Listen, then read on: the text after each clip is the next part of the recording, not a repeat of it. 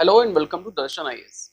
In this class, we are going to discuss Ramanujacharya's Vedanta philosophy, and this is part 2. In part 1, we have already discussed the concept of qualified monism,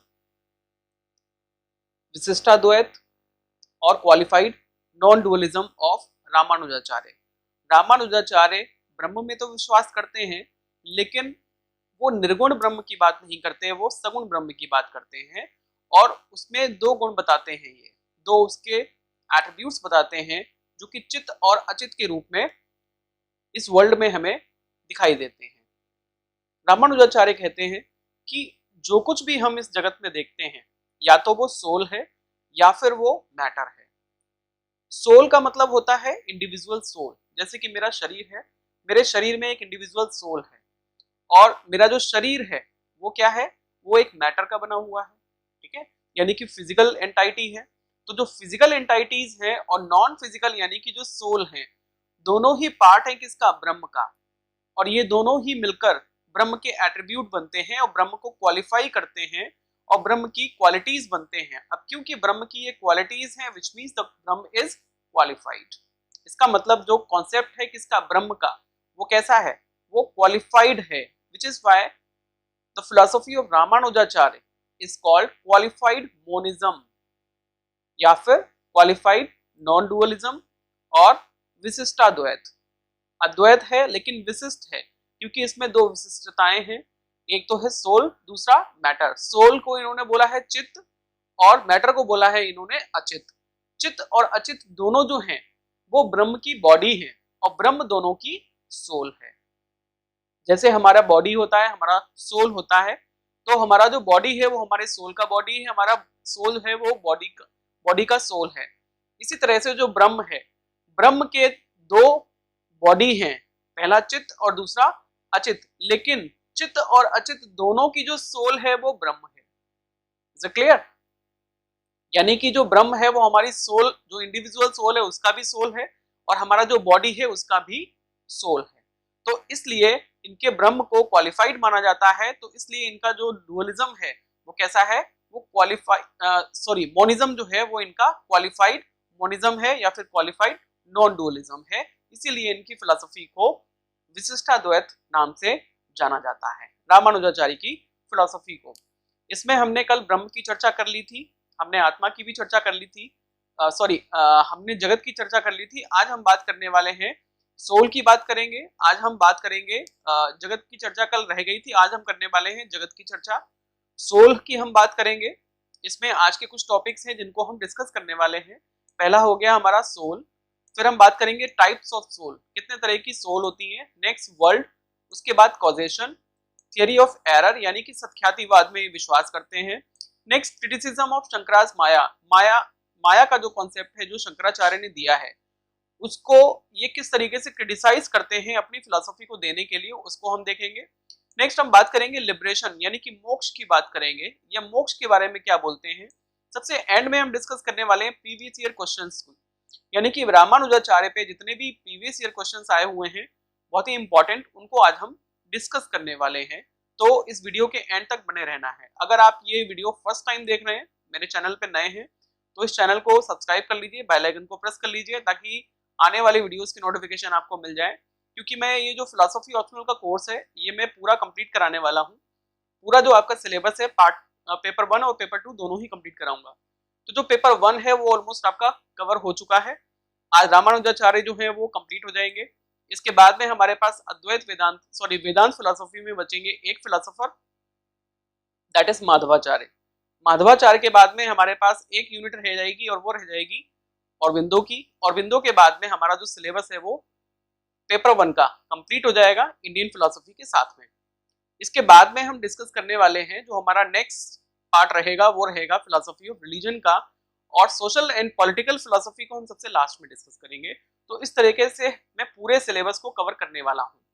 इसके अलावा अगर आपको study material चाहिए तो नीचे description box में आपको कुछ लिंक्स दिए गए हैं अमेजोन के, फ्लिपकार्ट के, तो वहां से आप ऑर्डर कर सकते हैं. थोड़ा सा महंगा पड़ेगा आपको. अगर आपको थोड़ा पैसे बचाने हैं, जल्दी अपने घर मंगाना है, तो नीचे कॉन्टैक्ट नंबर आपको दिया गया होगा, उस कॉन्टैक्ट नंबर पे आप कॉन्टैक्ट करेंगे तो डायरेक्ट दर्शन आईएएस को आपका ऑर्डर प्लेस हो जाएगा. वहां से आपके घर जल्दी पहुंच जाएगा। क्योंकि अमेजोन या फ्लिपकार्ट पे अगर आप करते हैं तो वो पहले हमारे पास आते हैं, पिक करते हैं, फिर आपको डिलीवर करते हैं। हमारे यहाँ से पिकअप होता है, फिर आपके यहाँ डिलीवरी होती है, और वो अपनी फीस भी उसमें ऐड करते हैं। अगर आप हमारे यहाँ डायरेक्ट ऑर्डर प्लेस करते हैं तो आपको वो एडिशनल फीस भी बच जाएगी, और आपका ऑर्डर जो है वो डायरेक्ट डिस्पैच हो जाएगा आपके घर के लिए। तो इसके अलावा अगर आपको अपना जो भी आपके प्रीवियस ईयर क्वेश्चंस हैं उनकी बुक भी अवेलेबल है। सॉल्व पेपर्स आपको मिल जाएंगे अपना आंसर राइटिंग अच्छे से करने के लिए, अपनी प्रैक्टिस करने के लिए आप सॉल्व पेपर्स को भी परचेज कर सकते हैं। उसके लिए भी आप ऑर्डर प्लेस कर सकते हैं नीचे दिए गए नंबर पे, या फिर अमेजोन से, जहां आपको सुटेबल लगे, जहां आपको ठीक लगे, आप वहां ऑर्डर प्लेस कर सकते हैं।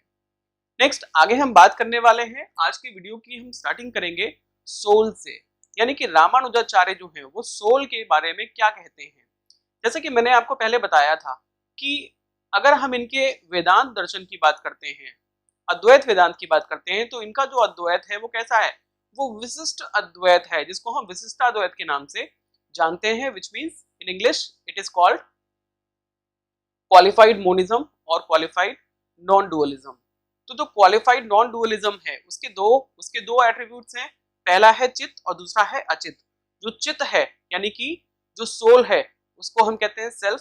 तो जिसकी हम आज बात करने वाले हैं सोल यानी कि आत्मा की, तो वो चित्त वाला पार्ट है, कॉन्शियसनेस है, पहला वाला पार्ट। ठीक है, तो ये आत्मा के बारे में क्या कहते हैं, ये कहते हैं कि इट इज इटर्नल, ये शाश्वत है, ये ना तो ये कभी पैदा होती है और ना ही ये कभी मरती है, यानी कि ये शाश्वत है, ये हमेशा रहती है। ठीक है, अब एक चीज और बताऊं मैं आपको, ये वैष्णव धर्म से ताल्लुक रखते हैं, यानी कि ये इन्होंने वैष्णव धर्म को काफी आगे बढ़ाया है। ये विष्णु के बहुत बड़े भक्त हैं, ये भगवान श्री कृष्ण के बहुत बड़े भक्त हैं। और अगर आपने गीता थोड़ी बहुत पढ़ी होगी या थोड़ा बहुत जानते होंगे, तो गीता में भगवान श्री कृष्ण ने कहा है कि जो आत्मा है वो कैसी है, वो अजर और अमर है। ठीक है, वो ये कहते हैं ना कि नैनम छिन्दन्ति शस्त्राणि नैनम दहति पावकः नैनम क्लेदन्त्यापो न च शोषयति मारुतः। ठीक है, यानी कि जो आत्मा है वो अजर और अमर है, ना तो उसको शस्त्र काट सकता है, ना ही उसको वायु सुखा सकती है, ना ही उसको अग्नि जला सकती है। ठीक है, ना ही वो पैदा होती है और ना ही वो मरती है। वो आत्मा जो है वो अजर और अमर है, एक शरीर से दूसरे शरीर में जाती है अपने कर्मों के फलों को भोगने के लिए। ठीक है, अच्छे कर्म है तो अच्छे फल भोगेगी अगले जन्म में, और बुरे कर्म है तो बुरे कर्मों को भोगेगी। इस तरह से ये जो है भगवान श्री कृष्ण में विश्वास करते हैं। तो जो गीता की फिलॉसफी है काफी इनकी फिलॉसफी से मिलती जुलती है। ठीक है, ये कहते हैं कि जो आत्मा है वो क्या है, it is the knower, enjoyer and the active agent. अगर आपका शरीर है तो आपका शरीर एंजॉय नहीं करता है, एंजॉय करती है आत्मा। अगर कोई एक्टिव है तो वो आत्मा है। अगर कोई नोअर यानी कि जानने वाला है, जो ज्ञाता है, वो आत्मा है ना कि शरीर है। मेरा शरीर कुछ नहीं जानता, जो कुछ भी जानती है मेरी आत्मा जानती है। ये अपने आप में सेल्फ ल्यूमिनस है, यानी कि ये स्वयं प्रकाशित है, ये अपने आप को स्वयं प्रकाशित करती है, और ज्ञान के द्वारा इसको जाना जाता है, इसको ज्ञान के द्वारा जाना जाता है। यही अपने आप में सब्सटेंस ऑफ कॉन्शियसनेस है, यानी कि हमारी जो चेतना है, हमारी जो चेतना का आधार है वो क्या है, हमारी चेतना का आधार जो है वो हमारी आत्मा ही है। ठीक है, और हमारा जो परम आनंद है उसका उसका जो नेचर है, उसकी जो प्रकृति है वो आत्मा ही है। अगर हमें परम आनंद आता है तो वो किसको आता है, हमारी आत्मा को आता है, ना कि हमारे शरीर को। क्योंकि जिस शरीर में आत्मा नहीं है वो आनंद की अनुभूति कहाँ करेगा, पहली बात तो उसका एग्जिस्टेंस ही खत्म हो जाएगा, उसका अस्तित्व ही नहीं रहेगा। ठीक है, क्योंकि जब तक आत्मा है शरीर में तभी तक तो शरीर जो है वो आनंद की अनुभूति कर पाता है, तभी तो उसको चेतन कहा जाता है। ठीक है, ये क्या है, ये अनबॉर्न है, ये कभी पैदा नहीं होती, ये इमोर्टल भी है, ये इमोर्टल है, कभी मरती नहीं है, और कभी भी ये जन्म या फिर मृत्यु को प्राप्त नहीं होती। ना तो इसका जन्म होता है ना ही ये मृत्यु होती है इसकी, यानी कि ये अनादि भी है और अनंत भी है। ठीक है, यानी कि अगर हम बर्थ की बात करते हैं तो जो बर्थ होता है वो सिर्फ इसका यूनियन होता है बॉडी के साथ में, जो बर्थ है वो इसका यूनियन है बॉडी के साथ में, और डेथ का मतलब होता है कि बॉडी से निकल जाती है।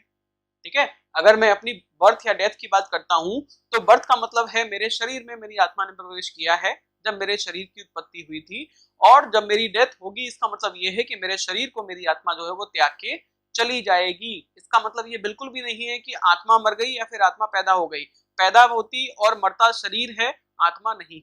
ना पैदा होती और ना ही मरती है, जैसा कि भगवान श्री कृष्ण ने भी कहा है। आगे बात करते हैं कि इसको हम सेंस ऑर्गन से परसीव नहीं कर सकते, क्योंकि ये कोई एम्पिरिकल एंटाइटी नहीं है। एम्पिरिकल एंटाइटी तो हमारा शरीर है, ठीक है, हमारा शरीर है जो कि अचित से बना है, यानी कि मैटर से बना है, ठीक है। ये हमारे शरीर से अलग है, जीवन से अलग है, सेंस ऑर्गन से अलग है, मन से अलग है, बुद्धि से अलग है। और हमारा जो साइकोफिजिकल जो हम एनिमल है ना, हम कौन है, हम साइकोफिजिकल यानी कि मनोशारीरिक प्राणी हैं। हम मन और शरीर दोनों से मिलके बने हैं, ठीक है। तो सॉरी, इससे भी ये डिफरेंट है। और इसका ग्राउंड क्या होता है, गॉड। ये ईश्वर से आती है, यानी कि ये परमात्मा का अंश है। जो ईश्वर है वो कौन है, वो परमात्मा है, यानी कि वो ब्रह्म है। और जो हमारी आत्मा है वो क्या है, वो उसका पार्ट है। जो आत्मा है वो ब्रह्म का ही एक पार्ट है, वो उसका एक एट्रीब्यूट है जिसको हम चित्त के नाम से जानते हैं। और जो ब्रह्म यानी कि ईश्वर है वही उसको कंट्रोल करता है, ठीक है। ये ईश्वर का एट्रीब्यूट है और इसको सेपरेट नहीं किया जा सकता ईश्वर से, क्योंकि इसका जो एग्जिस्टेंस है वो डिपेंडेंट है किसके ऊपर, ईश्वर के ऊपर। ये डिपेंड करती है ईश्वर के ऊपर, ठीक है। It is the soul in relation to its body, but it is body in relation to God. जैसा कि मैंने आपको पिछली वीडियो में भी बताया था कि हमारी जो आत्मा है वो अपने शरीर की तो आत्मा है, लेकिन परमात्मा का वो शरीर है। परमात्मा का वो शरीर है, परमात्मा यानी कि जो ब्रह्म है।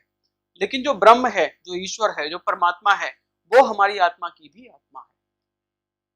क्लियर। नेक्स्ट, आगे हम बात करने वाले हैं टाइप्स ऑफ सोल की। जो रामानुजाचार्य हैं वो उस टाइप्स ऑफ सोल बताते हैं जिनकी हम बात करेंगे। और ये कहते हैं कि it is of three kinds. जो आत्मा है वो तीन प्रकार की होती है। सबसे पहली होती है नित्य मुक्त। नित्य मुक्त यानी कि ये ऐसी आत्मा होती है जो कभी भी बाउंडेशन में नहीं रही, यानी कि कभी भी बंधन में नहीं रही। हमेशा वो फ्री होती है, कभी भी वो बंधन में नहीं आती, ठीक है। ये कहते हैं these are the ever free souls which were never bound. They are ever free from karma and prakriti and live in vacuum in contrast in constant service of Lord, ठीक है। यानी कि ये जो आत्मा है, जो नित्य मुक्त आत्मा है, ये हमेशा मुक्त रहती है। नित्य का मतलब होता है हमेशा, ऑलवेज, ठीक है। और मुक्त का मतलब होता है free, which means they are ever free souls, है ना। वो हमेशा फ्री रहती हैं। इसके बाद में हम बात करते हैं ये कैसी हैं। ये कभी भी बाउंडेशन में नहीं रही और हमेशा कहाँ रहती है, वैकुंठ में रहती हैं। वैकुंठ में कौन रहता है, वैकुंठ में रहते हैं भगवान विष्णु। इसका मतलब ये भगवान विष्णु की सेवा में ये हमेशा रहती हैं।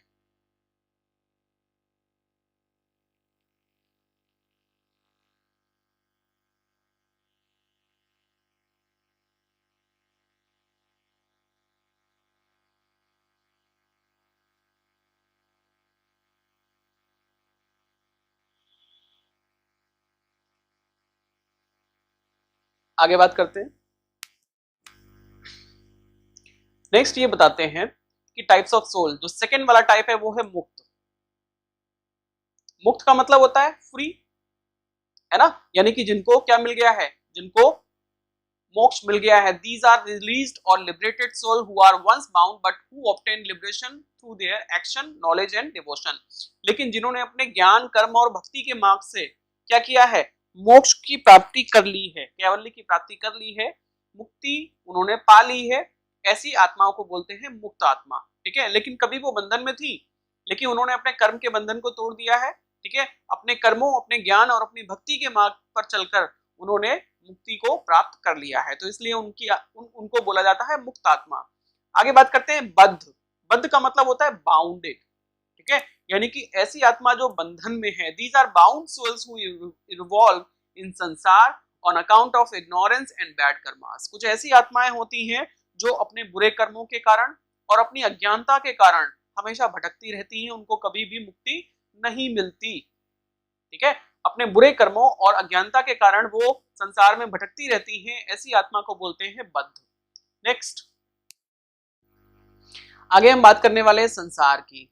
इससे पहले मैंने आपको बताया था कि जो रामानुजाचार्य का जो ब्रह्म है उसके दो एट्रीब्यूट हैं, पहला है आत्मा यानी कि सोल यानी कि चित्त, और दूसरा है अचित विच मीन्स द मैटर, और जो मैटर है वो क्या है, वो वर्ल्ड है, जो कि आपको एम्पिरिकल फिजिकल भौतिक जगत के रूप में दिखाई देता है। ठीक है, ये कहते हैं कि जो कुछ भी क्रिएशन होती है, जो कुछ भी क्रिएशन होती है हमारे इस ब्रह्मांड में, वो सारी अचित से होती है, जो कि एक पार्ट है किसका, जो कि एक पार्ट है ब्रह्म का, ऐसा उपनिषदों में कहा गया है, और इसको ये बिल्कुल लिटरल सेंस में लेते हैं। ठीक है, ये कहते हैं कि जो ब्रह्म है, जो अपने आप में सर्वशक्तिमान है, who is omnipotent, creates the world of material objects and individual cells by the gracious act of will। ठीक है, यानी कि जो ईश्वर है, जो गॉड है, वो ओमनीपोटेंट है, वो अपने आप में सर्वशक्तिमान है, और वो अपनी ग्रेशियस विल के आधार पर, अपनी दया के आधार पर इस सृष्टि की रचना करता है। और ऐसा ब्रह्म जो कि यूबिक्विटस है, वो अपने आप में फाइनाइट स्पिरिट्स को इंक्लूड करता है, और वो क्या है, चित्त, और दूसरा क्या होता है, अनकॉन्शियस मैटर यानी कि अचित। ये दोनों ही चीजें उसमें रहती हैं जिससे वो सृष्टि की रचना करता है, जिसके कारण आपको इस संसार में कुछ जीवित और कुछ निर्जीव प्राणी और वस्तुएं दिखाई देते हैं। जो कुछ भी जीवित है वो क्या है, वो सोल यानी कि चित्त है, और जो निर्जीव है वो क्या है, वो मैटर यानी कि अचित है, और दोनों से मिलकर इस संसार की रचना होती है, जो कि ब्रह्म के ही पार्ट हैं, ब्रह्म के ही विशेष्य हैं। ब्रह्म जो है वो उनसे सृष्टि की रचना करता है। Next, the chitta is the source of embodied souls. जैसे कि मैंने अभी आपको बताया, जो चित्त है वो क्या है, वो एम्बॉडीड सोल्स है, इंडिविजुअल सोल, मेरी आत्मा, आपकी आत्मा, किसी भी जीव जंतु की आत्मा। And Achit is the source of the world of material objects. जो भी मटेरियल ऑब्जेक्ट्स दिखाई देते हैं वो किससे बनता है, वो अचित से बनता है। The Achit and the source of material objects is called प्रकृति। ठीक है, यानी कि जो अचित है, जिससे मटेरियल वर्ल्ड बनता है, उसको ये प्रकृति कहते हैं, उसको ये प्रकृति कहते हैं, विच इज अनमेटेड एंड इटर्नल, जो कि अपने आप में अनमेटेड है, और इटर्नल यानी कि वो शाश्वत है। आगे ये कहते हैं, अब क्योंकि इन्होंने ये कहा है कि जो अचित है यानी कि जो मटेरियल वर्ल्ड है उसको इन्होंने प्रकृति कहा है। अब प्रकृति और पुरुष तो हमने सांख्य दर्शन में भी पढ़े थे, तो इनकी प्रकृति और सांख्य दर्शन की जो प्रकृति है वो थोड़ी सी अलग है। वो कैसे, unlike Sankhya, Ramanuja takes prakriti to be the part of Brahman and controlled by Brahman as a human body is controlled by the soul. ये कहते हैं कि जिस प्रकार से ह्यूमन बॉडी जो है उसकी आत्मा से संचालित होती है, मेरी जो सोल जो करवाएगी मेरी आत्मा वही करती है।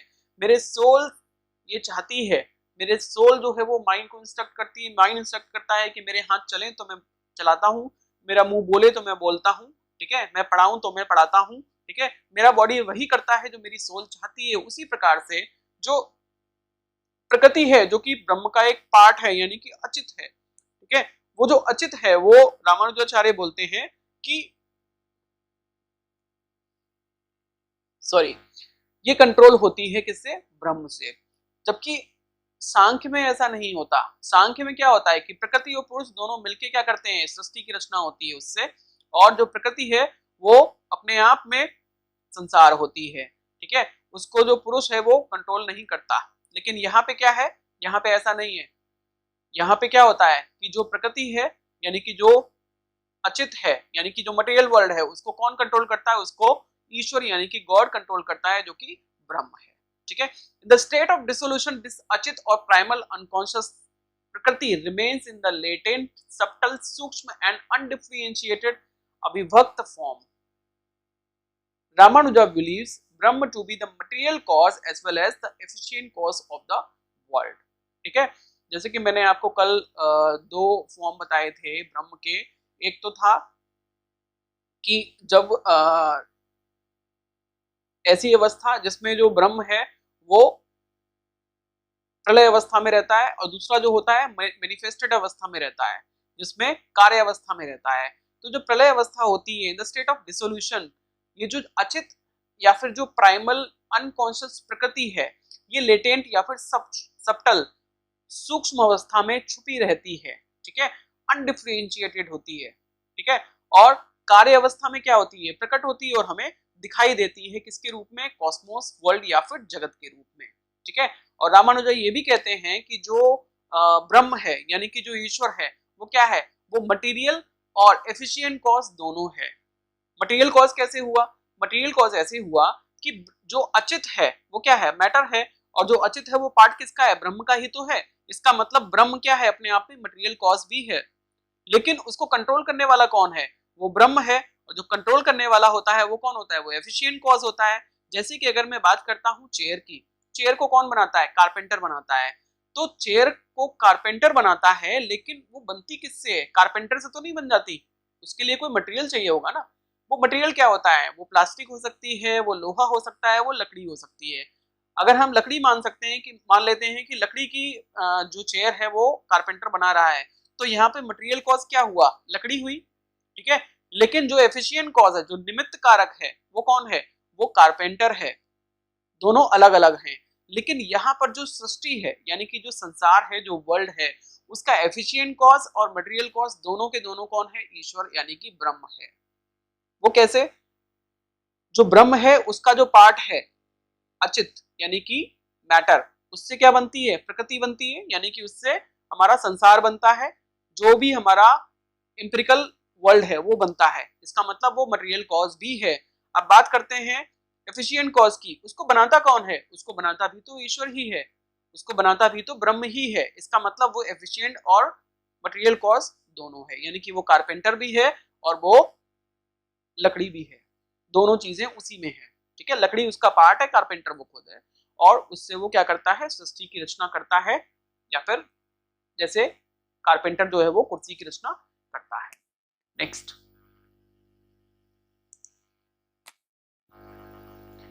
आगे हम बात करने वाले हैं कॉजेशन की। कॉजेशन बहुत ही इंपॉर्टेंट है। भारतीय दर्शन में अगर हम कॉजेशन की बात करते हैं तो सबसे पहले हम पढ़ते हैं कॉजेशन किसमें, सांख्य दर्शन में। और सांख्य दर्शन का जो कॉजेशन है वो कहलाता है सत्कार्यवाद। सत का मतलब होता है एग्जिस्टेंस, कार्य का मतलब होता है इफेक्ट, यानी कि जो इफेक्ट है वो एग्जिस्ट करता है कहाँ, अपने कॉज में। लेकिन इसका उल्टा एक फिलॉसफी है किसका, न्याय दर्शन का। वो ये कहते हैं कि जो इफेक्ट है वो कॉज में नहीं रहता है, वो अपने आप में एक नई क्रिएशन है। तो वो असत कार्यवाद में विश्वास करते हैं, जिसको वो आरंभवाद के नाम से भी जानते हैं। ठीक है, अब अगर हम बात करते हैं सत्कार्यवाद की, तो सत्कार्यवाद दो प्रकार का होता है। सत्कार्यवाद का मतलब है कि जो इफेक्ट है वो कॉज से ही जनरेट होता है, यानी कि जो इफेक्ट है वो कॉज में पहले से था। ठीक है, यानी कि जो पेड़ है वो बीज में पहले से था, दही दूध में पहले से था। ठीक है, इस तरीके से जो सत्कार्यवाद है वो विश्वास करता है। लेकिन अब यहाँ पे सत्कार्यवाद के दो प्रकार हैं। पहला कौन सा है, परिणामवाद, और दूसरा है विवर्तवाद। ठीक है, परिणामवाद ये कहता है कि जो इफेक्ट है, ठीक है, जो इफेक्ट है वो क्या है, वो रियल ट्रांसफॉर्मेशन है किसका, कॉज का।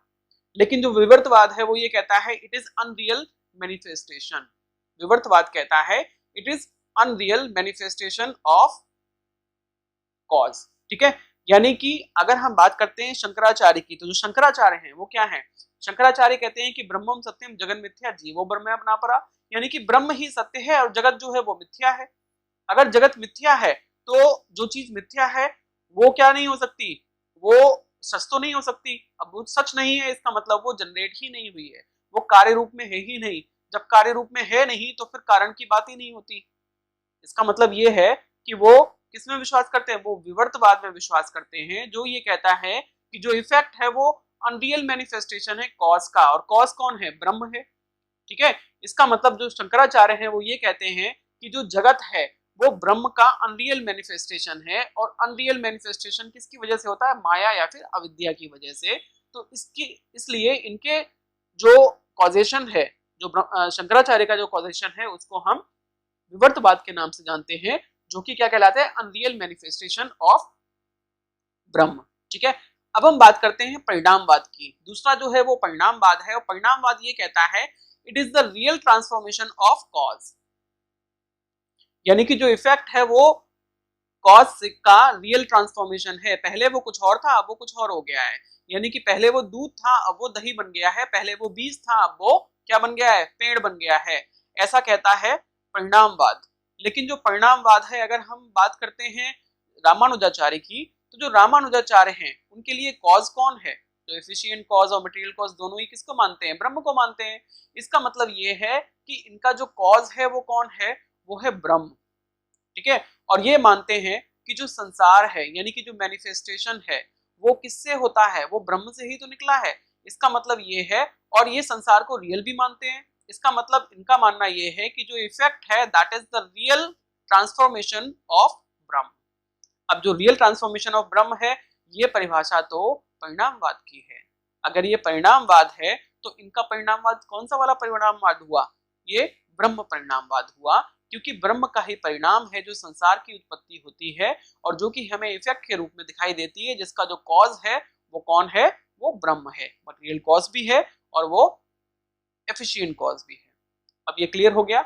इसी तरीके से एक और एग्जांपल मैं आपको देता हूं। जो सांख्य दर्शन है, सांख्य दर्शन ये मानता है, सांख्य दर्शन भी परिणामवाद में विश्वास करता है, लेकिन जो सांख्य दर्शन है वो प्रकृति को सत्य मानता है कि जो हमारा जो फिजिकल वर्ल्ड है यानी कि जो हमारा भौतिक जगत है उसको वो सत्य मानता है, लेकिन उसकी रचना कहाँ से होती है? प्रकृति से होती है।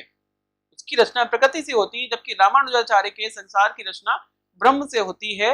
इसलिए रामानुजाचार्य के परिणामवाद को हम बोलते हैं ब्रह्म परिणामवाद और सांख्य दर्शन के परिणामवाद को हम बोलते हैं प्रकृति परिणामवाद। क्लियर हो गया? ठीक है, आगे बात करते हैं। आगे हम बात करेंगे कि Ramanujacharya like Shankara subscribes to the theory of pre-existence of effect in its cause। सत्कार्यवाद यानी कि सत्कार्यवाद में दोनों विश्वास करते हैं, लेकिन आगे चल के ये अलग अलग हो जाते हैं। ठीक है। But unlike Shankara he believes that cause is really transformed into the effect। परिणामवाद, जैसा कि मैंने अभी आपको बताया, यानी कि जो इफेक्ट है वो रियल ट्रांसफॉर्मेशन है किसका? अपने कॉज का। और जो कौन है? कॉज कौन है? ब्रह्म है। वही एफिशिएंट कॉज है, वही मटेरियल कॉज है। Prior to creation, that is during the state of dissolution, Brahma remains with pure matter and pure bodiless souls in an unmanifested form। यानी कि ये जो क्रिएशन है, यानी कि जो भौतिक जगत आपको दिखाई देता है, जो भी सृष्टि आपको दिखाई देती है, उस सृष्टि की रचना से पहले जो ब्रह्म है वो कहाँ रहता है? सॉरी, जो मैटर है वो कहाँ रहता है? वो ब्रह्म रहता है, ब्रह्म में रहता है। जो भी बॉडीलेस सोल्स हैं, जो आत्माएं हैं, वो कहाँ रहती है? वो अनमैनिफेस्टेड फॉर्म में रहती हैं। और वो कहाँ रहती हैं? वो ब्रह्म में ही रहती हैं। लेकिन जब सृष्टि की रचना होती है तब वो चित्त और अचित्त से निकलकर बॉडीज में एज अ सोल और बॉडीज के रूप में, फिजिकल बॉडीज के रूप में आपको संसार में दिखाई देती है। नेक्स्ट,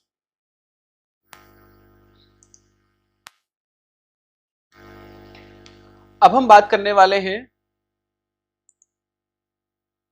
थ्योरी ऑफ एरर की।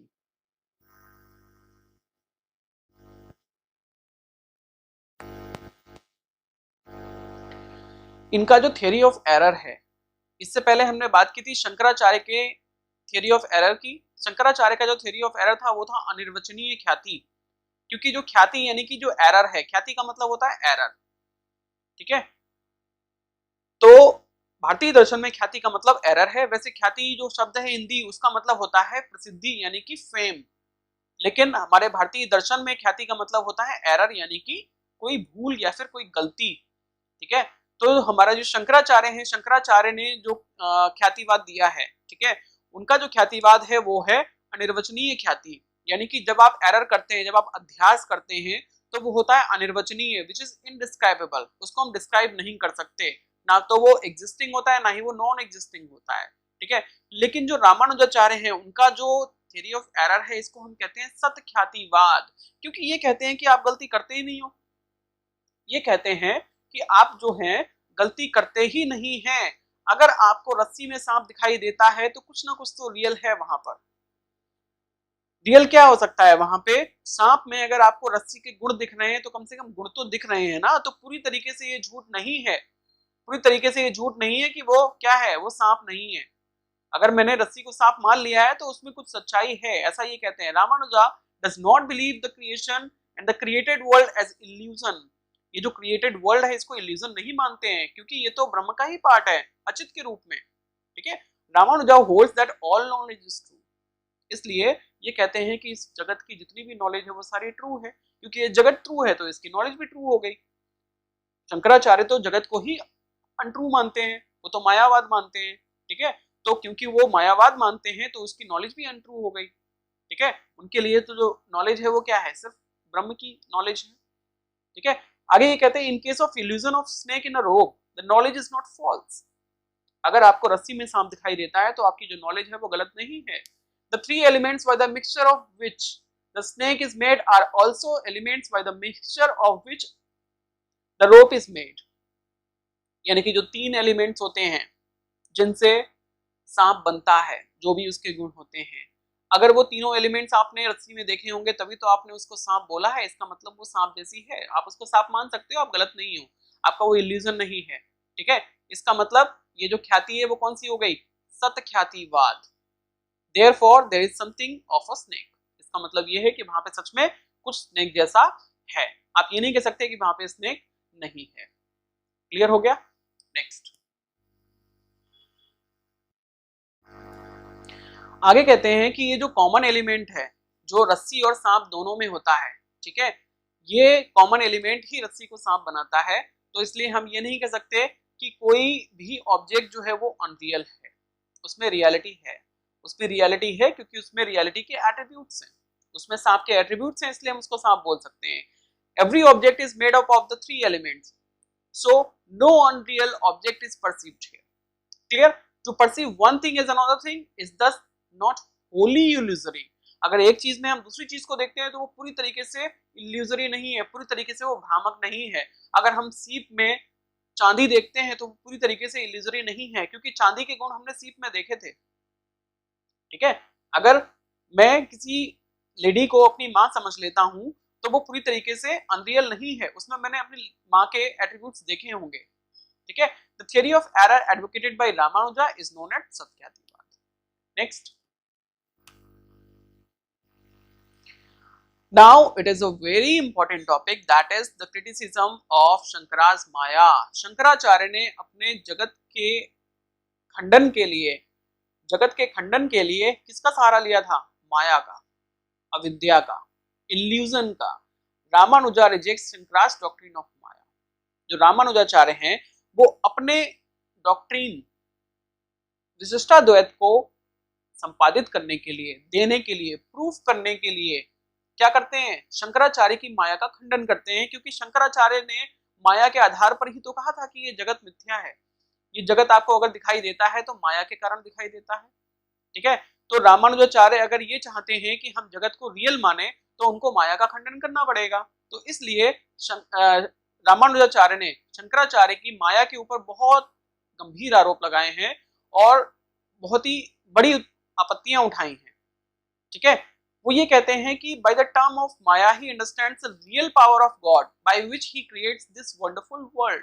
ये कहते हैं कि जो माया है वो ईश्वर की ऐसी शक्ति है, ऐसी पावर है जिससे वो इस आश्चर्यजनक जो वर्ल्ड है, जो संसार है, जो जगत है, उसका निर्माण करता है।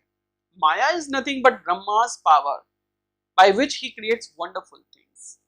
The creation is real and equally real is the creative power of Brahma। जो कुछ भी क्रिएशन है, whatever it is the created in this world, everything is real and that real becomes by the power of Brahm and that power is called Maya only। Next,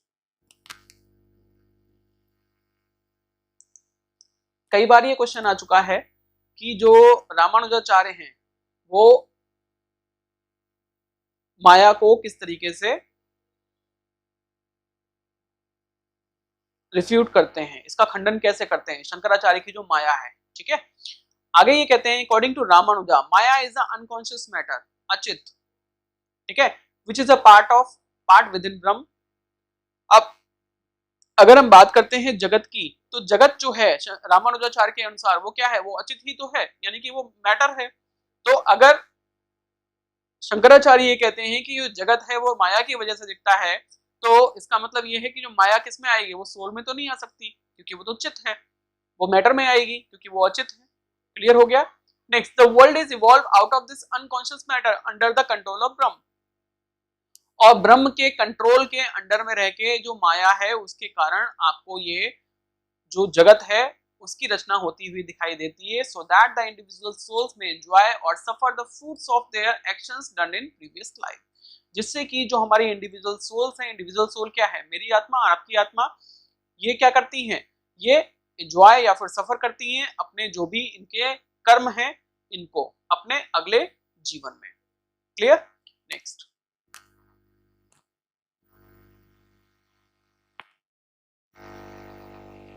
आगे ये कहते हैं Ramanuja does not accept Shankara's view that maya is ignorance, अविद्या। जो रामानुजाचार्य हैं वो ये कहते हैं कि जो माया है वो अविद्या नहीं है। ठीक है, ये माया जो है वो अविद्या नहीं है बल्कि ब्रह्म की एक शक्ति है जिससे वो संसार की रचना करता है। जो ब्रह्म है वो संसार की रचना करता है अपनी माया नाम की शक्ति के माध्यम से, इसलिए इसको हम इग्नोरेंस या फिर अविद्या या फिर भ्रम नहीं कह सकते। ठीक है, वो ये कहते हैं कि जो रामानुजाचार्य है वो सिर्फ जो माया का जो कॉन्सेप्ट है इसको सिर्फ फ्यूज नहीं करते बल्कि इसके ऊपर कई सारे ऑब्जेक्शंस उठाते हैं। ठीक है, इसको अनुपपत्ति के नाम से हम जानते हैं। ऑब्जेक्शन को हिंदी में जो हमारे दर्शन की भाषा है उसको हम अनुपपत्ति के नाम से जानते हैं, और ऐसे 7 ऑब्जेक्शन उठाते हैं जिनको हम एक एक करके पढ़ते हैं। पहला है आश्रय अनुपपत्ति। आश्रय अनुपपत्ति, ठीक है, आश्रय अनुपपत्ति का क्या मतलब है इसको एक बार हम देखते हैं।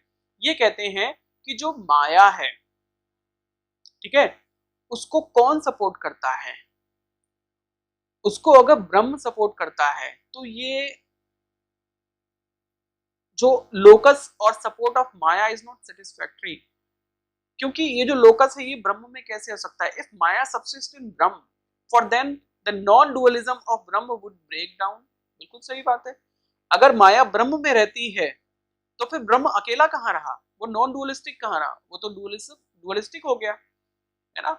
क्योंकि अगर माया ब्रह्म में रहती है, अगर if the locus of maya is Brahma then the status of non dualism of Brahma breaks down, है ना। आगे ये कहते हैं कि maya can not be self existent for Brahma alone is a self existent. क्योंकि शंकराचार्य वो यही तो कहते हैं कि जो माया है वो क्या है, वो सेल्फ एग्जिस्टेंट नहीं है, वो ब्रह्म के ऊपर आश्रित है, और जो ब्रह्म है वो अकेला सेल्फ एग्जिस्टेंट है। जो ब्रह्म है वो अकेला सेल्फ एग्जिस्टेंट है, तो अगर ब्रह्म अकेला सेल्फ एग्जिस्टेंट है तो माया जो है वो सेल्फ एग्जिस्टेंट नहीं हो सकती। और दूसरी चीज ये है कि वो ब्रह्म में भी नहीं हो सकती। अगर वो ब्रह्म में भी नहीं है और वो सेल्फ एग्जिस्टेंट भी नहीं है तो फिर कहाँ है, कहाँ है। अगर वो जगत में है तो इसका मतलब जगत रियल हो गया, क्योंकि जगत जो है वो माया है और माया को शंकराचार्य मानते हैं, इसका मतलब जो जगत है वो रियल है, उसको शंकराचार्य अनरियल नहीं बोल सकते। क्लियर। नेक्स्ट, नेक्स्ट है तिरोधानानुपत्ति। तिरोधानानुपपत्ति, इसका क्या मतलब है, हाउ कैन अविद्या कंसील ब्रह्म। जो माया है, जो शंकराचार्य हैं वो यही तो कहते हैं कि जो ब्रह्म है, जो माया है वो ब्रह्म को ढक लेती है, यानी कि माया के कारण हमें ब्रह्म के दर्शन नहीं हो पाते, और माया का पर्दा यानी कि अविद्या का पर्दा जब हटता है तब हमें ब्रह्म के दर्शन होते हैं, और फिर हम बोलते हैं अहम ब्रह्मास्मि, मैं ही ब्रह्म हूँ। फिर हम अपने अंदर के छुपे ब्रह्म को पहचान लेते हैं। लेकिन रामानुजाचार्य कहते हैं कि जो अविद्या है वो ब्रह्म को कैसे ढक सकती है, अगर ये ढक लेती है तो जो ब्रह्म है वो सेल्फ कॉन्शियस कहाँ है और सेल्फ ल्यूमिनस भी कहाँ रहा, क्योंकि उसकी जो ल्यूमिनोसिटी है यानी कि जो उसका प्रकाश है उसको अगर माया ढक लेती है तो वो स्वयं प्रकाशित कहाँ रहा। उसका प्रकाश अगर माया ढक लेती है तो ब्रह्म स्वयं प्रकाशित होने का जो स्टेटस है वो तो खो देगा। इसका मतलब यह है कि जो ब्रह्म, जो माया है वो ब्रह्म को नहीं ढक सकती। ऐसा आपत्ति उठाई है किसने, रामानुजाचार्य ने। ठीक है, एक और चीज ये कहते हैं, if Brahma is not is of the nature of self luminosity and self proved pure knowledge, ignorance can not और व्हील कैन नॉट कवर और व्हील इट्स एसेंस। बिल्कुल सही बात कही है। अगर जो ब्रह्म है उसका जो नेचर है वो सेल्फ ल्यूमिनोसिटी है, सेल्फ प्रूव्ड है, प्योर नॉलेज है, तो इग्नोरेंस जो है वो उसको नहीं ढक सकता, यानी कि माया जो है वो उसको नहीं ढक सकती, वो प्रकाशित होगा ही होगा। ठीक है, अगर सच अपने आप में प्रकाशित होता है तो झूठ उसको नहीं ढक सकता, झूठ की इतनी हिम्मत नहीं है। ठीक है, और शंकराचार्य के हिसाब से झूठ क्या है? माया। अगर सच में इतनी शक्ति है कि वो स्वयं प्रकाशित होता है तो झूठ उसको कैसे ढक सकता है? ऐसा रामानुजाचार्य कहते हैं। वो ये कहते हैं कि ये बिल्कुल एब्सर्ड होगा, बिल्कुल मतलब बकवास ही होगा कि अंधेरे ने प्रकाश को ढक लिया। क्या ऐसा होता है? भाई प्रकाश क्या है? ज्ञान है, और ज्ञान क्या है? ब्रह्म एकमात्र ज्ञान है। ब्रह्मम सत्यम, सत्य जो है वो ब्रह्म है, यानी कि जो ज्ञान है वो क्या है? वो ब्रह्म है। ज्ञान अगर ब्रह्म है तो अज्ञानता कौन हुआ? माया, यानी कि अविद्या। क्या ऐसा हो सकता है कि ज्ञान को अज्ञानता ढक ले? क्या ऐसा हो सकता है कि ज्ञान का जो प्रकाश है उसको अज्ञानता का जो अंधकार है वो ढक सकता है? कभी ऐसा देखा है कि आपने एक कमरे में दिया जलाया और उसके प्रकाश को उस कमरे के अंधकार ने ढक लिया? ऐसा होता है? नहीं होता। वो अकेला दिया जो है वो सारे अंधकार को नष्ट कर देता है, भले ही कम मात्रा में, लेकिन नष्ट तो कर ही देता है, अंधकार तो नहीं रहता फिर वहां पे। क्लियर है ना? ऐसा कहते हैं रामानुजाचार्य।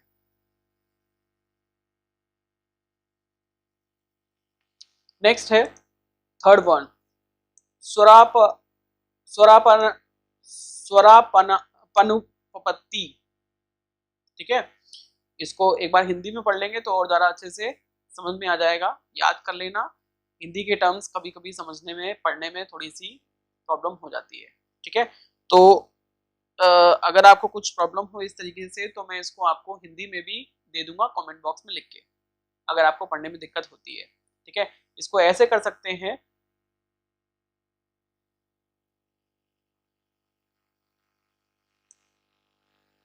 ऐसे ब्रेक डाउन कर सकते हैं। तो पहला क्या हो गया? स्वरापा। दूसरा हो गया नुपपत्ति। स्वरापानुपपत्ति। स्वरापानुपपत्ति क्या कहता है? वो ये कहता है what is the nature of अविद्या। जो अविद्या है उसका नेचर क्या है? अविद्या का मतलब है यहाँ पे इग्नोरेंस, यानी कि यहाँ पे माया। ठीक है, तो माया का नेचर क्या है? It is positive or negative or both or neither. If it is positive then how can it be avidya? क्योंकि कोई पॉजिटिव चीज तो इग्नोरेंस नहीं हो सकती। अविद्या जो है वो कोई पॉजिटिव चीज तो नहीं हो सकती। If ignorance is positive then how can it be destroyed? और अगर ये पॉजिटिव है तो फिर डिस्ट्रॉय कैसे हो सकती है? ये दोनों अगर होती है तो फिर ये तो अपने आप में सेल्फ कॉन्ट्राडिक्टरी हो गया। If vidya is negative then how can it project this world illusion on ब्रह्म? अगर ये अविद्या जो है वो नेगेटिव है तो ये किस तरीके से ब्रह्म के ऊपर अपना इल्यूजन दिखा देती है और जगत की रचना करती है, जगत का निर्माण करती है, जगत का मैनिफेस्टेशन करती है, जगत का प्रदर्शन करती है। अगर ये नेगेटिव है तो जगत इसमें कैसे दिखाई दे सकता है? ठीक है, नेक्स्ट है if we say that it is neither positive और nor it is negative, it is to give up all logic. है ना? कोई चीज पॉजिटिव या नेगेटिव तो होगी ना, ऐसा नहीं कह सकते कि ये पॉजिटिव भी नहीं है और ये नेगेटिव भी नहीं है। अगर हम ऐसा कहते हैं तो हम लॉजिक को ही गिव अप कर देते हैं और ये अपने आप में एक सेल्फ कॉन्ट्राडिक्टरी चीज हो जाती है। नेक्स्ट, इसको हम ध्यान से अच्छे से पढ़ेंगे। पहला क्या है? अनिर्वचनीयता। अनिर्वचनीयता नुपपत्ति। ठीक है, इसमें ये क्या कहते हैं? Avidya is defined by the Advaitins as indefinable. यही तो बोला था शंकराचार्य ने कि जो अविद्या यानी कि जो माया है, ठीक है, जो इल्यूजन है वो कैसा है? वो इनडिस्क्राइबेबल है, यानी कि वो कैसा है? वो अनिर्वचनीय है। अगर इसको हम अनिर्वचनीय बोलते हैं तो ना तो इसको हम रियल बोल सकते हैं ना ही वो अनरियल बोल सकते हैं।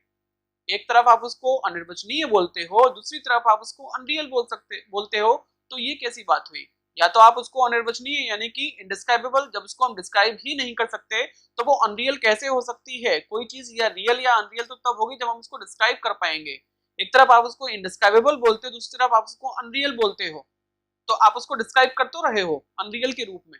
ऐसा रामानुजाचार्य बोलते हैं। All our cognitions relate to either entities or non entities to refute this is to refuse to think. ठीक है ना।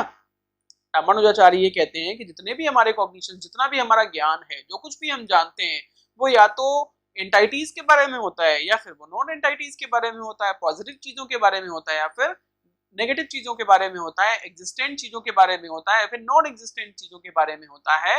अगर हम इसको बिल्कुल पूरी तरीके से रिफ्यूज कर देते हैं तो फिर तो हम सोचना ही रिफ्यूज कर देते हैं, है ना, लॉजिक ही हम रिफ्यूज कर देते हैं। ऐसा आपत्ति उठाते हैं रामानुजाचार्य शंकराचार्य के ऊपर। नेक्स्ट, अगला जो है, इससे पहले मेरी जबान लड़खड़ा जाए मैं फिर से इसको काट के बोलता हूं, ठीक है। देखो, अनुपपत्ति ये तो है, ठीक है, सभी में कॉमन है। जो पहले वाला है उसको हम देख लेते हैं। प्रमाण अनुपपत्ति। प्रमाण अनुपपत्ति, प्रमाण का मतलब होता है क्या? Source of knowledge. By what प्रमाण और means of valid cognition is अविद्या कॉग्नाइज्ड। अगर आप ये कहते हो, शंकराचार्य अगर ये कहते हैं कि जो अविद्या यानी कि इग्नोरेंस है, जो इल्यूजन है, जो माया है, वो अनिर्वचनीय है, ठीक है, तो कौन से प्रमाण से ये पता चलता है कि वो अनिर्वचनीय है या फिर वो अनरियल है? अविद्या कैन नॉट बी परसीव, क्योंकि इसको देखा नहीं जा सकता। For perception can give us either an entity or non entity, क्योंकि जो परसेप्शन है वो या तो एंटाइटी के बारे में होता है या नॉन एंटाइटी के बारे में होता है, ठीक है। अगर मैं आपसे कहता हूं कि इस स्क्रीन पे आप क्या परसीव कर रहे हो, तो आप कहोगे रामानुजाचार्य की फोटो, ऊपर लिखा हुआ वेदांता, प्रमाण अनुपपत्ति का जो हेडिंग है वो, इसका डिटेल, और आपको देख रहा हूं। अगर मैं आपसे कहता हूं कि आप क्या नहीं देख रहे हो, तो आप क्या कहोगे? मैं आपका वो रूम नहीं देख पा रहा हूँ जहां आप ये बैठ के रिकॉर्ड कर रहे हो, रूम है, स्टूडियो है, आपके पीछे का बैकग्राउंड नहीं देख पा रहा हूँ, पता नहीं आपके पीछे अलमारी है या फिर आपके पीछे बच्चे डांस कर रहे हैं या कुछ और है, आप कुछ भी नहीं देख पा रहे हो। यानी कि जिन चीजों को आप नहीं देख पा रहे हो वो भी चीजें आपने ऐसी बोली जो कि एग्जिस्टेंट थी, लेकिन प्रेजेंट टाइम में नॉन एग्जिस्टेंट थी, क्योंकि आप उनको देख नहीं रहे थे। लेकिन दोनों ही सूरतों में वो ऐसी चीजें थी जो एग्जिस्ट करती हैं, बस वो प्रेजेंट नहीं थी, है ना। तो अगर हम बात करते हैं अविद्या की, तो अविद्या को आप कैसे कॉग्नाइज करते हैं अगर वो अनिर्वचनीय है? ऐसा ये कहते हैं, it can not be inferred और inference proceed through a valid mark और middle term which avidya lacks. Middle term क्या होता है? व्याप्ति। यानी कि जो अविद्या है, यानी कि जो माया है, उसको हम इन्फर भी नहीं कर सकते, अनुमान के आधार पर भी नहीं जान सकते, क्योंकि अनुमान के लिए हमें क्या चाहिए? हमें व्याप्ति चाहिए। हेतु और साध्य के बीच में क्या चाहिए? हमें व्याप्ति चाहिए। अगर हम हेतु मान लेते हैं इस संसार को और साध्य मानते हैं किसको? ईश्वर को। ईश्वर के कारण यानी कि ब्रह्म के कारण ही तो हमें इस संसार के दर्शन होते हैं, और वो किसके कारण होते हैं? माया के थ्रू, ठीक है। तो अगर हम मान लेते हैं संसार को, साध्य और माया को या फिर ईश्वर को, जो कि ईश्वर ने या फिर ब्रह्म ने बनाई है, ब्रह्म का जो कॉन्सेप्ट है माया, उसको अगर हम मान लेते हैं हेतु, तो दोनों के बीच का जो रिलेशन है जो है साध्य, वो नहीं मिलता हमें। सॉरी, दोनों के बीच का जो रिलेशन यानी कि मिडिल टर्म यानी कि जो व्याप्ति है वो नहीं मिलता। यानी कि हम अनुमान के बेस पे भी माया को नहीं समझ सकते, यानी कि अविद्या को नहीं समझ सकते। nor can it be maintained on the authority of the scriptures, for they declare Maya to be a real wonderful power of creating this wonderful world which really belongs to God। और scriptures के माध्यम पे भी हम ये नहीं कह सकते कि माया का ज्ञान कैसे होता है, क्योंकि माया क्योंकि जो स्क्रिप्चर्स हैं वो ये कहते हैं कि माया जो है वो रियल वंडरफुल पावर है जिससे सृष्टि की रचना होती है, ठीक है। तो फिर हम इसको नेगेटिव इल्यूजरी कैसे मान सकते हैं, ठीक है, ऐसा रामानुजाचार्य कहते हैं। नेक्स्ट, दो टर्म और है, ये 6th है, एक और 7th है। उसके बाद में ये जो अनुपपत्ति वाला है, डिफिकल्ट टास्क, इसका नाम याद करने वाला, ये खत्म हो जाएगा, ठीक है। एक बार इसको मैंने फिर से जोड़ दिया है। आगे क्या कहते हैं? Nivartaka anupapatti. Nivartaka anupapatti, there is no remover of avidya. कोई भी अविद्या का खंडन नहीं कर सकता। The Advaitin believe that knowledge of the unqualified attributeless Brahma removes अविद्या। अब जो अद्वैती हैं यानी कि जो अद्वैतवादी हैं यानी कि शंकराचार्य की अगर हम बात करते हैं, वो ये कहते हैं कि एट्रीब्यूटलेस जो ब्रह्म है यानी कि जो निर्गुण ब्रह्म है वो क्या करता है? अविद्या का नाश करता है। But such knowledge is impossible, pure identity is a mayor abstraction. बिल्कुल सही बात है ना। इस तरीके की जो नॉलेज है वो क्या है? वो तो इम्पॉसिबल है। ऐसा कैसे हो सकता है?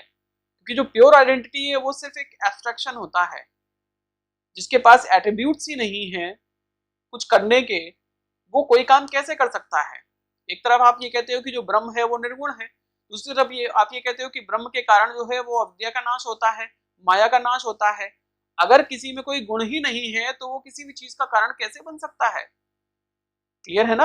आप तो जगत को भी उसका कारण नहीं मानते, क्लियर है ना, क्योंकि जगत को तो आप रियल ही नहीं मानते, जगत का कारण तो आप अविद्या को यानी कि माया को मानते हो, तो फिर माया का कारण कौन सा हुआ।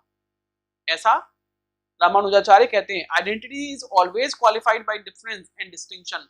जैसे इनकी जो आइडेंटिटी ब्रह्म की है, रामानुजाचार्य की जो आइडेंटिटी है ब्रह्म की, वो किससे क्वालिफाई हो रही है, अपने डिस्टिंक्शन या फिर अपने डिफरेंस से। और उसके अंदर कौन सा डिफरेंस है, इंटरनल डिफरेंस यानी कि स्वगत भेद है, जो मैंने आपको कल के वीडियो में बताया था। और उसमें स्वगत भेद यानी कि इंटरनल डिफरेंस कौन सा है, चित्त का और अचित्त का, जो उसको क्वालिफाई करते हैं, यानी कि उसके अंदर क्वालिटीज होती हैं। And in the absence of such knowledge nothing can remove अविद्या। और इस तरीके की नॉलेज अगर हमारे पास नहीं होगी तो हम अविद्या का नाश नहीं कर सकते। नेक्स्ट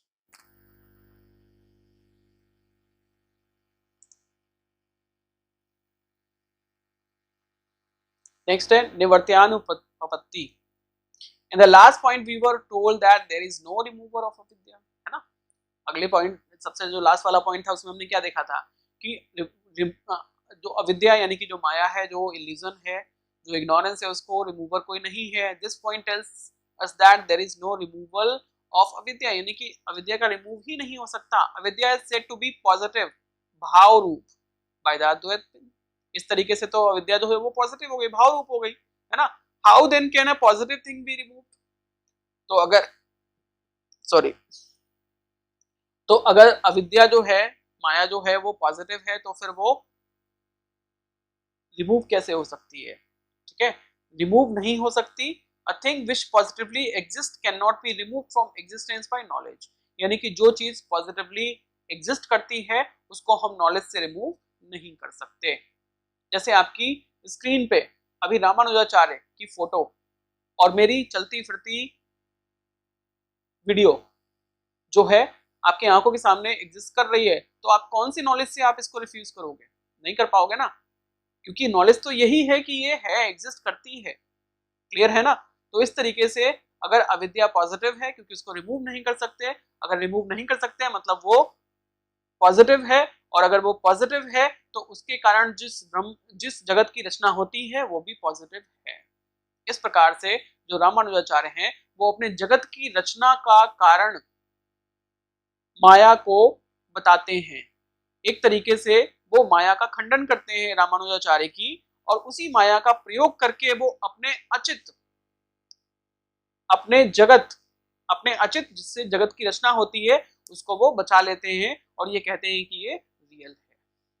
यानी कि शंकराचार्य को ये ऐसे फांस लेते हैं, कहते हैं कि अगर आप अविद्या का नाश नहीं कर सकते, अगर वो अनिर्वचनीय है, लेकिन फिर भी आप ये कहते हो कि उससे वर्ल्ड दिखाई देता है, तो वर्ल्ड अगर दिखाई देता है और उसके दिखाई देने का जो रीजन है अविद्या यानी कि जो माया है, उसका आप नाश नहीं कर सकते, which means it is positive.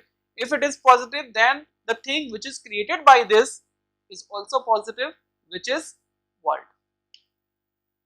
इस तरीके से एक बढ़िया दिमाग का खेल खेलते हैं रामानुजाचार्य, और जगत की एग्जिस्टेंस का प्रूफ माया को ही बता देते हैं, जिसको शंकराचार्य की माया को वो खंडन भी करते हैं और अपने जगत की उत्पत्ति का उसको कारण भी बता देते हैं। क्लियर हो गया। Next, now we will talk about liberation, which is most important topic, most important debatable topic of Indian philosophy।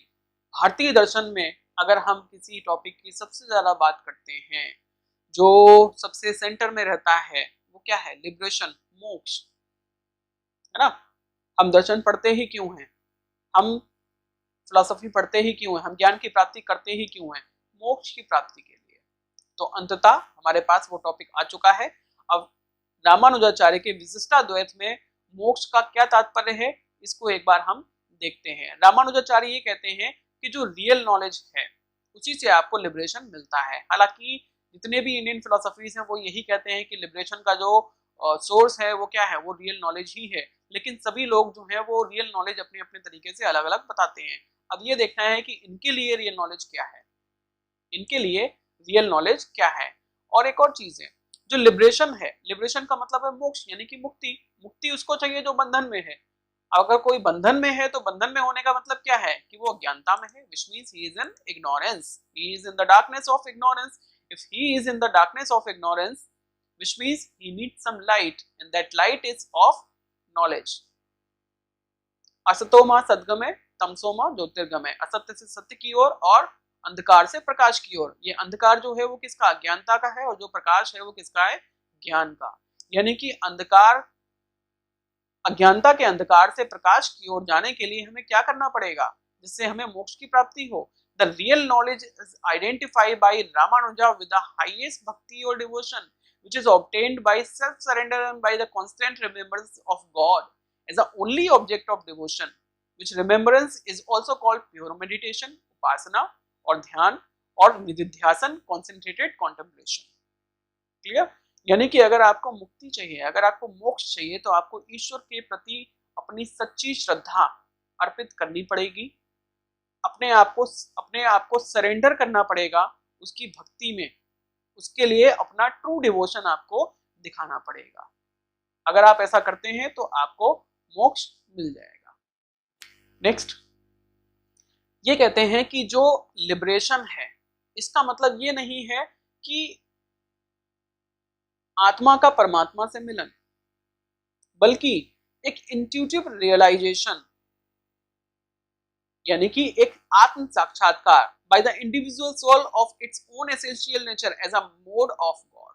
बस उसको ये समझना है कि मैं आत्मा की आत्मा हूं, मेरी आत्मा की भी कोई आत्मा है, यानी कि मेरी की आत्मा जो आत्मा है उसका भी कोई परमात्मा है, जिसका मैं एक क्या हूं, जिसका मैं एक अंश हूं। अगर मैं इतना समझ जाता हूं, which means my liberation is possible। For Ramanuja, there is no जीवन मुक्ति for as long as the soul remains associated with the body, the karmas persist and the soul cannot acquire its innate purity। समझ गए? यानी कि जीवन मुक्ति का कोई कॉन्सेप्ट इनकी फिलॉसफी में नहीं है। ऐसा नहीं है कि आप जीते जी मुक्ति को प्राप्त कर लें। रामानुजाचार्य के अनुसार आप जीते जी मुक्ति को प्राप्त इसलिए नहीं कर सकते क्योंकि जीते जी आपके पास बॉडी होती है, और बॉडी होगा तो आपके पास क्या होंगे, आपके पास 5 सेंस ऑर्गन्स होंगे, माइंड होगा, जिनके थ्रू आप क्या करोगे, कर्म करोगे। 5 कर्मेंद्रियां होंगी, आप कर्म करोगे, और जब आप कर्म करोगे तो कर्म के बंधन में बंधे रहोगे, और कर्म के बंधन में अगर बंधे रहोगे तो आप पूरी तरीके से जो आपकी इनेट प्योरिटी है उसको प्राप्त नहीं कर पाओगे। जब कर्म के बंधन से ही मुक्त नहीं हुए तो आप भक्ति में कहां पहुंच पाओगे, नहीं पहुंच पाओगे, तो आपको लिबरेशन भी नहीं मिल पाएगा। Which means you have to die to get liberation. आपको जीवन में मुक्ति प्राप्त करने के लिए आपको जीवन का त्याग करना पड़ेगा। Liberation is not possible without the grace of God which is achieve through भक्ति डिवोशन। और जब तक ईश्वर की इच्छा ना हो, जब तक ईश्वर की दया और कृपा ना हो, तब तक आपको लिबरेशन प्राप्त नहीं हो सकता। और उसके लिए आपको भक्ति करनी पड़ेगी, अनन्य भक्ति करनी पड़ेगी। जैसे ये खुद एक अनन्य भक्त थे भगवान श्री कृष्ण के, ठीक है, वैसे ही आपको अनन्य भक्ति करनी पड़ेगी ईश्वर की प्राप्ति के लिए, स्वयं को पहचानने के लिए और मोक्ष की प्राप्ति के लिए। Now the very important topic, the most important slide, that is previous year questions, है ना। तो अब हम बात करने वाले हैं 2018 में जो 15 नंबर का क्वेश्चन आया हुआ है। ये कहता है how does Ramanuja refute the doctrine of maya as propounded by Shankara. Shankaracharya की जो माया का जो कॉन्सेप्ट है उसको रामानुजाचार्य किस तरीके से क्या करते हैं, रिफ्यूट करते हैं। Why is Maya needed by both Ramanuja and Shankara to establish their doctrines? और दोनों को ही माया की आवश्यकता क्यों है। शंकराचार्य ये कहते हैं कि जो ब्रह्मम सत्यम जगत मिथ्या जीवो ब्रह्म अपना, यानी कि ब्रह्म ही सत्य है, जगत मिथ्या है। अब अगर जगत मिथ्या है लेकिन जगत तो हम देखते हैं, तो उसके लिए शंकराचार्य क्या कहते हैं कि भाई एक माया नाम का कॉन्सेप्ट है जो कि जगत आपको दिखाता है, जो ब्रह्म को ढक लेता है, जिसकी वजह से आप नहीं देख पाते। इस तरीके से शंकराचार्य को माया की आवश्यकता पड़ती है जगत को अनरियल बताने में, लेकिन उसी माया का इस्तेमाल करते हैं रामानुजाचार्य अपने जगत को रियल बताने के लिए, क्योंकि वो ये प्रूव कर देते हैं कि जो माया है वो क्या है, वो रियल है, वो रियल पावर है गॉड की, रियल पावर है ब्रह्म की, जिसके वजह से संसार की उत्पत्ति होती है। अब जो रियल है यानी कि वो पॉजिटिव है, अब जो पॉजिटिव है उसको आप निगेट नहीं कर सकते, उसको आप रिफ्यूट नहीं कर सकते नॉलेज से, which means the ground of world is Maya, if the Maya is real which means the world is real. इस तरीके से रामानुजाचार्य जो है वो अपने माया की शंकर के माया की का इस्तेमाल करके अपने जो डॉक्ट्रीन है विशिष्टाद्वैत उसको वो प्रूव कर देते हैं कि भाई ब्रह्म भी सत्य है, जगत भी सत्य है और जीव भी सत्य है। क्लियर? नेक्स्ट सेकंड क्वेश्चन है आपका, give a comparative exposition of the concept of moksha as found in the systems of Visishtadvait, द्वैत, शुद्धाद्वैत एंड अचिंत्य भेदाभेद। ये 2018 में 20 नंबर का क्वेश्चन आया था। इसको हम बाद में डिस्कस करेंगे क्योंकि अभी हमने विशिष्टाद्वैत और अद्वैत तो पढ़ा है, अभी हमने द्वैत नहीं पढ़ा, शुद्धाद्वैत नहीं पढ़ा और अचिंत्य भेदाभेद नहीं पढ़ा। जब हम ये पढ़ लेंगे तो हम इसका आंसर फाइंड आउट करेंगे। नेक्स्ट क्वेश्चन जो है क्वेश्चन नंबर 3, ये आया था 2017 में 15 नंबर का। ये कहता है distinguish between vivartavada and parinamavada with reference to causation and explain how is the light of these theories Shankara and Ramanuja differ on the status of the world. मैंने जब आपको बताया था कॉजेशन, कॉजेशन यानी कि सत्कार्यवाद। भारतीय दर्शन में जब हम बात करते हैं सत्कार्यवाद की,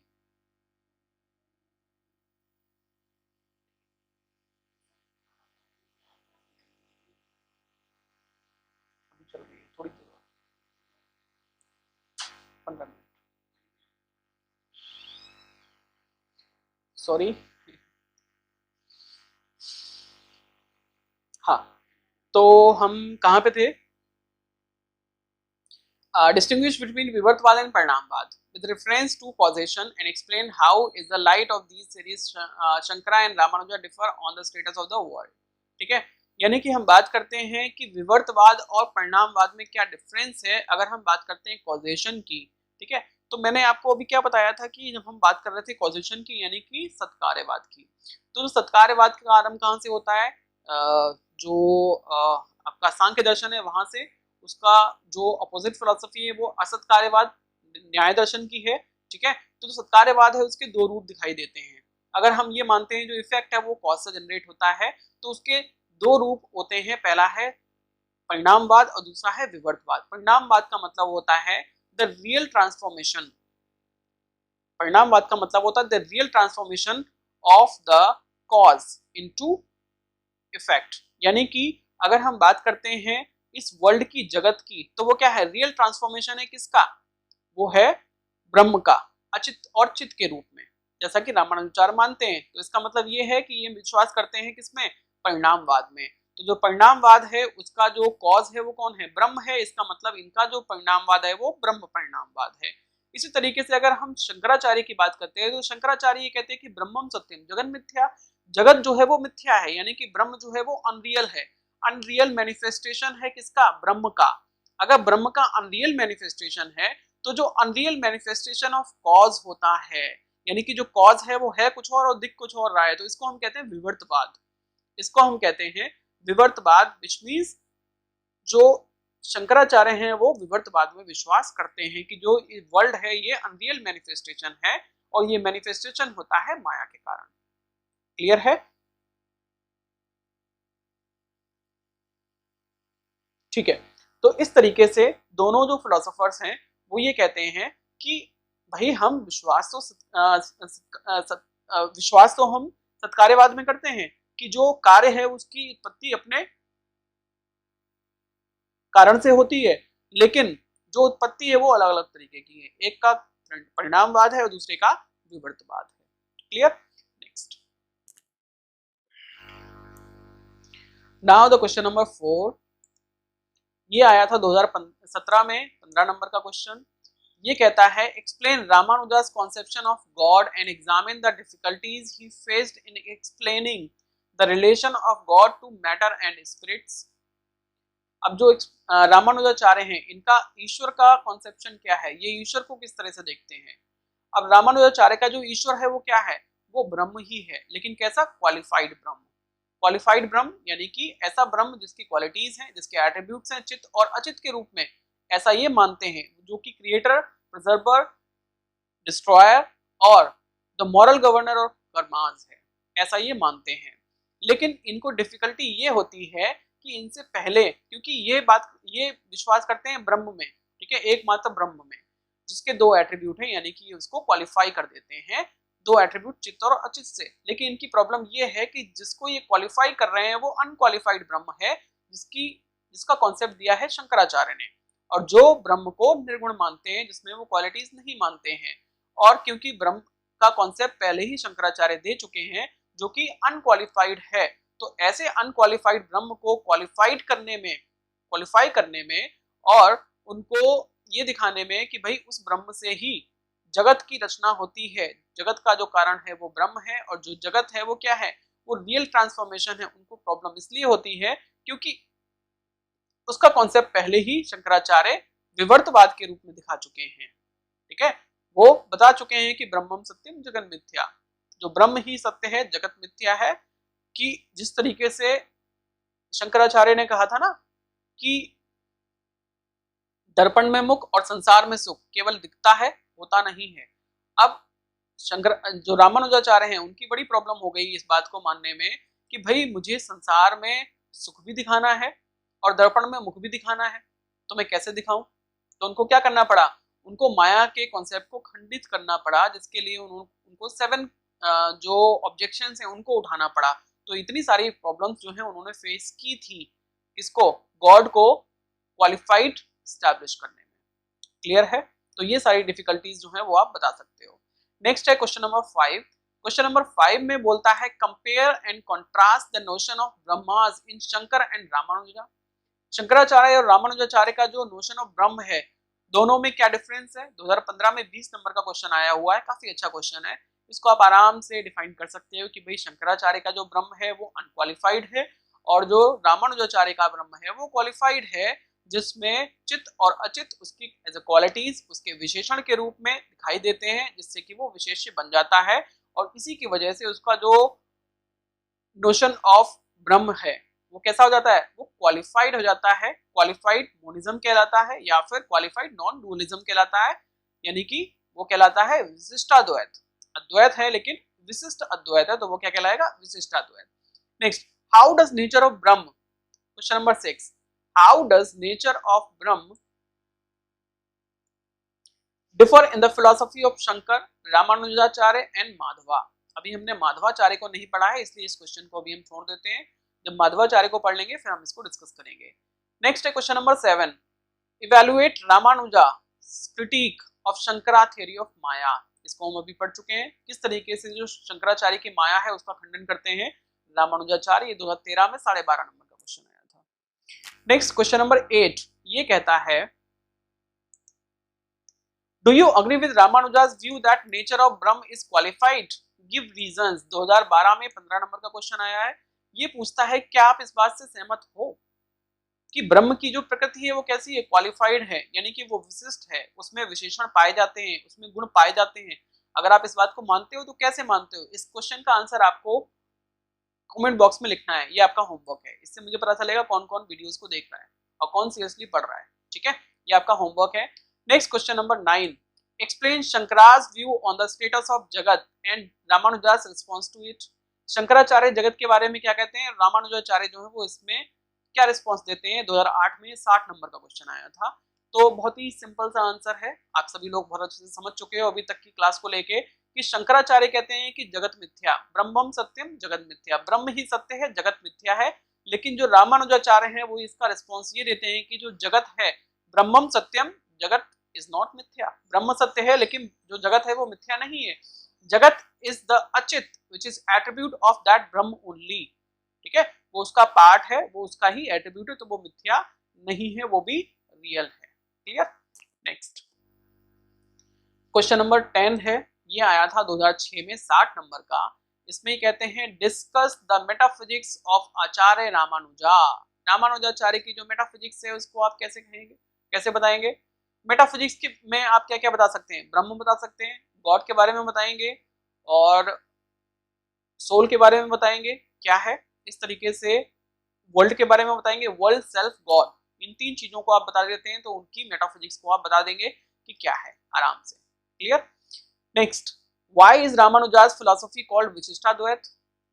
ये तो बहुत इजी है, 2004 में देखो कितना इजी क्वेश्चन आया था 60 नंबर का, कि रामानुजाचार्य की फिलॉसफी को विशिष्टाद्वैत क्यों कहते हैं, क्योंकि इनके अद्वैत में विशिष्टता है, और वो विशिष्टता है कि उसमें दो एट्रीब्यूट पाए जाते हैं जो कि उसके ही पार्ट हैं, जो उसके ऊपर डिपेंडेंट हैं और जो उससे इनसेपरेबली रिलेटेड हैं, जो उससे सेपरेट नहीं किए जा सकते, जो क्या है कॉन्शियसनेस और मैटर, यानी कि चित्त और अचित के रूप में, which is why it is called विशिष्टाद्वैत और क्वालिफाइड मोनिज्म और क्वालिफाइड नॉन डुअलिज्म।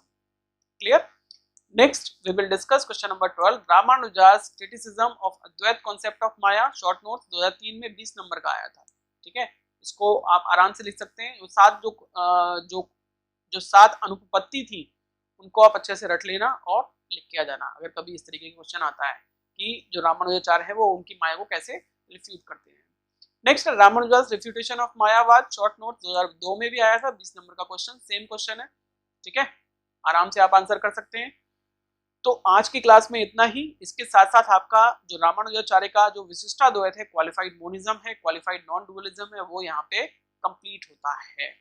आज की क्लास में इतना ही। अगर आपको कोई भी डाउट है तो आप कमेंट बॉक्स में लिख सकते हैं, और ये वीडियो लेक्चर आपको कैसा लगा आपने कमेंट बॉक्स में लिख के जरूर बताइएगा, अगर आप वीडियो को देख रहे हैं। ठीक है, और अगर आपने अभी तक चैनल को सब्सक्राइब नहीं किया, सब्सक्राइब करके बेल आइकन को प्रेस कर लीजिए, क्योंकि मैं पूरा सिलेबस आपको पढ़ाने वाला हूँ, उसका नोटिफिकेशन आपको मिलते रहेंगे। स्टडी मटेरियल परचेज करने के लिए नीचे लिंक भी दे रखे हैं, और मेरा कॉन्टैक्ट नंबर भी है, अगर आपको मुझसे बात करनी है, ऑर्डर प्लेस करना है तो वो भी आप कर सकते हैं। तो आज की क्लास में इतना ही। Thank you so much for joining my class. Have a good day.